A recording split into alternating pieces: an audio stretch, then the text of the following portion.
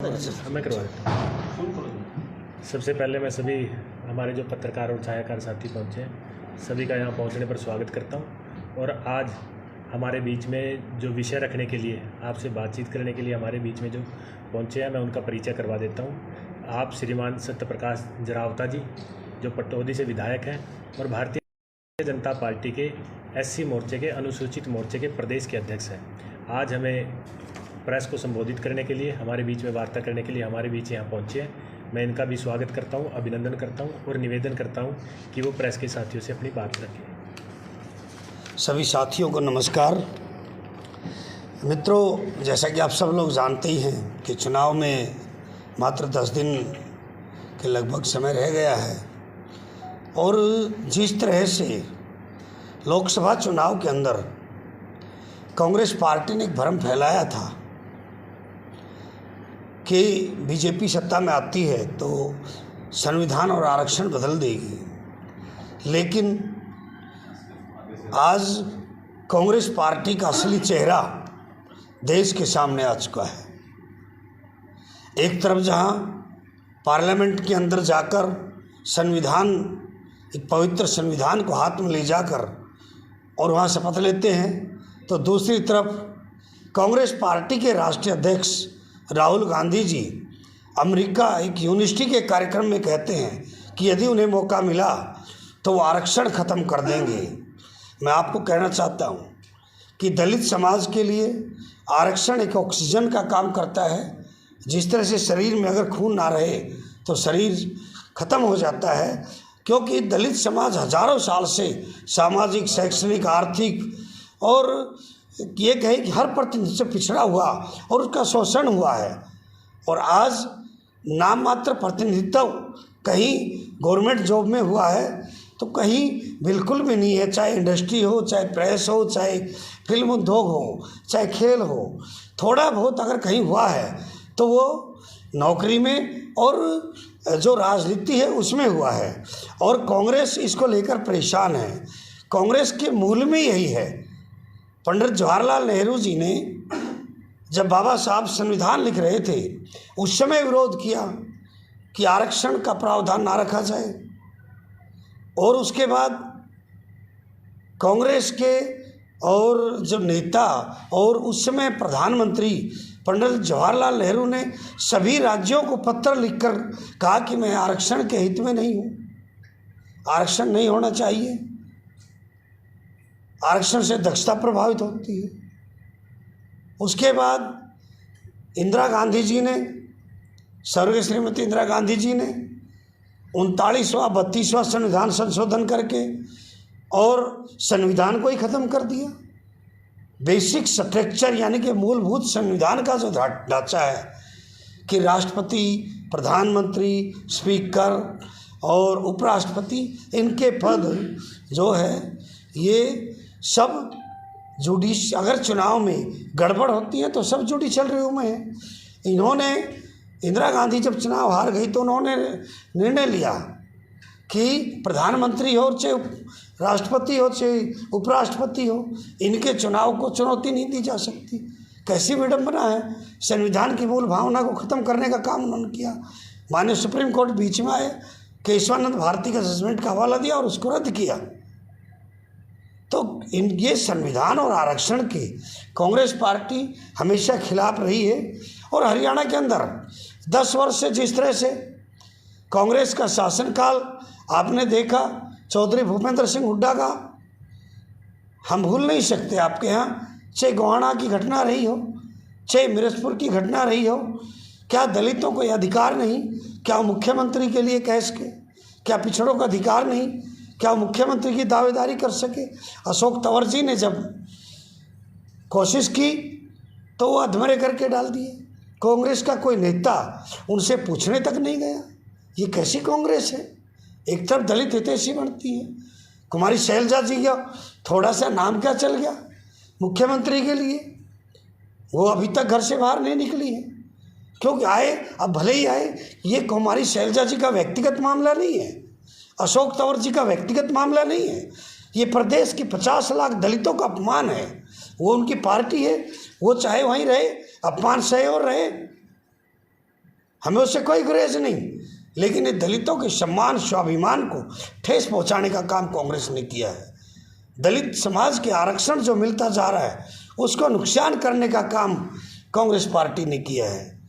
पिछड़ी जातियों के लिए वायदा किया था कांग्रेस ने, सरकार बनते ही जब संविधान लागू हुआ कि हम ओबीसी को रिजर्वेशन देने के लिए कमीशन बनाएंगे, कोई कमीशन गठित नहीं किया गया। बहुत ज़्यादा प्रेशर के बाद काका काले का कमीशन बनाया गया तो उसकी रिपोर्ट भी दबा दी गई, मंडल आयोग की रिपोर्ट तक को लागू नहीं किया गया। तो कांग्रेस पार्टी हमेशा एससी बीसी के खिलाफ रही है, संविधान के खिलाफ रही है। इनकी मूल भावना में, मूल चरित्र में दलित विरोध, आरक्षण विरोध, संविधान विरोध रहा है। मैंने ये बात आपसे इसलिए करना चाह रहा हूँ कि कांग्रेस आए दिन कोई न कोई नया बहाना हमारे दलित भोले भाले समाज को बहकाने के लिए ढूंढती है।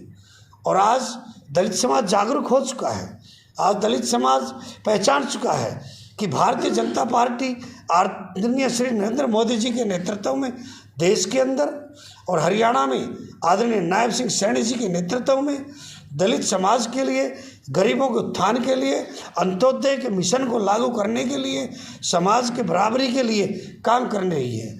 आज गरीबों के लिए, दलितों के लिए, पिछड़ों के लिए, किसानों के लिए, मजदूरों के लिए मुख्यमंत्री के दरवाजे खोल दिए गए और उस समय कांग्रेस विरोध करना चाह रही है। कांग्रेस विरोध करना चाह रही है कि मेरिट के आधार पर आज दलित आ रहे हैं आगे। कांग्रेस क्यों विरोध कर रही है इस बात का अपने से समझ से बाहर है।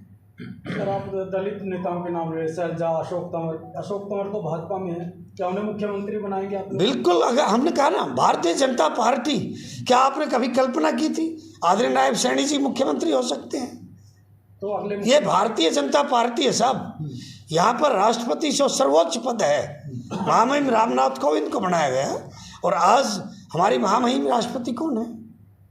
भारतीय जनता पार्टी हमेशा समाज के अंतिम पायदान के व्यक्ति को समाज की मुख्य धारा में लाने के लिए काम करती है। दलित और बैकवर्ड के दो बड़े नाम सत्याप्रकाश दरावता, कर्णदेव कम्बोज, दोनों की टिकटें काटेंगे। ये कोई बहुत बड़ा विषय नहीं है। ये हमारा लक्ष्य एक है कि हर गरीब को न्याय मिले, उससे हम कोई भी चाहे उससे कोई फर्क नहीं पड़ता, सत्यप्रकाश दरावता हो चाहे कंबोज हो। हमारा आरक्षण, हमारा प्रतिनिधित्व पूरा होना चाहिए, हमारा रिप्रेजेंटेशन पूरा होना चाहिए। नहीं, ये कहना ये कोई विषय नहीं किसको कम मौका देना है। क्या आप मनोहर लाल खट्टर जी के कार्यकाल को गलत कहेंगे, जिन्होंने मेरिट व्यवस्था लागू कर दी, जिन्होंने एजुकेशन सिस्टम लागू कर दिया, जिन्होंने भर्ती और बदली में पारदर्शिता कायम की, घर बैठे आपको पेंशन बढ़ाने का काम किया। ये सब पार्टी का एक रोटेशन चलने वाला काम है। डीएससी की आवाज़ उठाना, जो भवानी खेड़ा के विधायक, उनको महंगा पड़ गया, ना टिकट मिली ना उनकी पूछ है। नहीं, ये बिल्कुल गलत है। ना उन्होंने कहीं आवाज़ उठाई, उनकी आवाज़ से पहले ही पार्टी इस काम को कर रही है। पहले शैक्षणिक तौर पर लागू किया था। हमने कहा ना, समाज के अंतिम पायदान के व्यक्ति को आगे बढ़ाने का काम भारतीय जनता पार्टी की मूल भावना में है। तो अगली बार सरकार बनेगी, डीएससी के लिए वर्गीकरण लागू करेंगे? हमने कहा हर गरीब को न्याय देने का काम हम करेंगे। और इसमें बहुत अच्छी बात जो है कि सुनिए, हमारा काम है कि जो रिप्रेजेंटेशन है 20% अनुसूचित जाति का जो प्रतिनिधित्व है वो हमारे लिए इररिलेवेंट है। ए को मिले, बी को मिले, लेकिन वो दलित समाज को मिले, ये हमारे लिए महत्वपूर्ण है। और ये जरूरी है कि जो पीछे रह गया उसको पहले मिले। तो क्या ओबीसी कांग्रेस का कहना है कि अभी बीजेपी अपना घर संभाले, दूसरे के घर में क्यों झांकते हैं? नहीं कहीं आप ये देखिए, मैं पटौदी से हूँ, टिकट मेरी भी कटी। क्या कोई एक विरोध का स्वर आपको नजर आया? नहीं आया। कई स्वार्थी कई बार लोग हो जाते हैं, अपने निजी स्वार्थ के लिए करते हैं। भारतीय जनता पार्टी कार्यकर्ता आधारित पार्टी है, ये कोई किसी के बाप दादा की पार्टी नहीं है। जैसे कांग्रेस गांधी परिवार चला रहा है, इनेलो आपके चौटाला परिवार चला रहे हैं, ये उस तरह की पार्टी नहीं है, आम कार्यकर्ता की पार्टी है।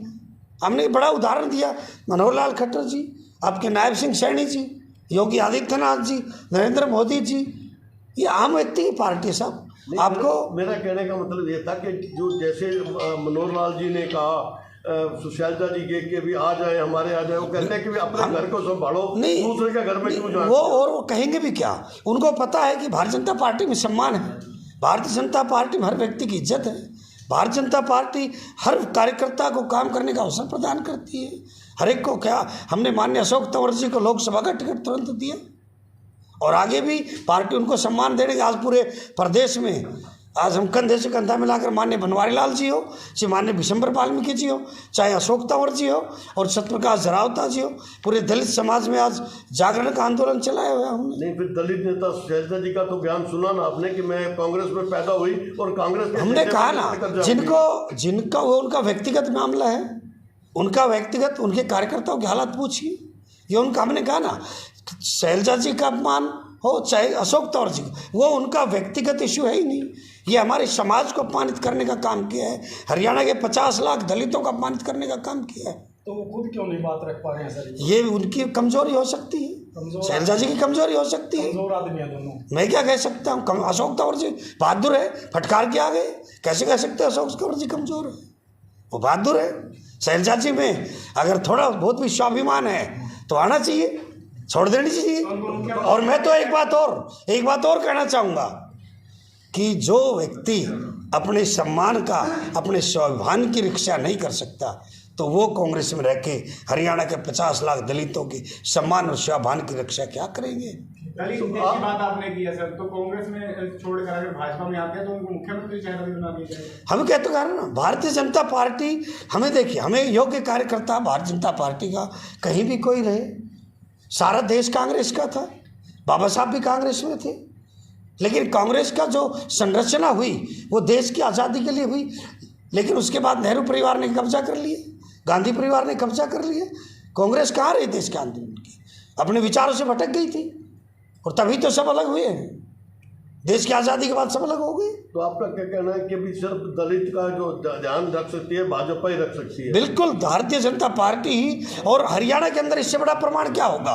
हरियाणा के अंदर कितना उत्पीड़न हुआ, मिर्जपुर का, गोहाना का, दुलीना का।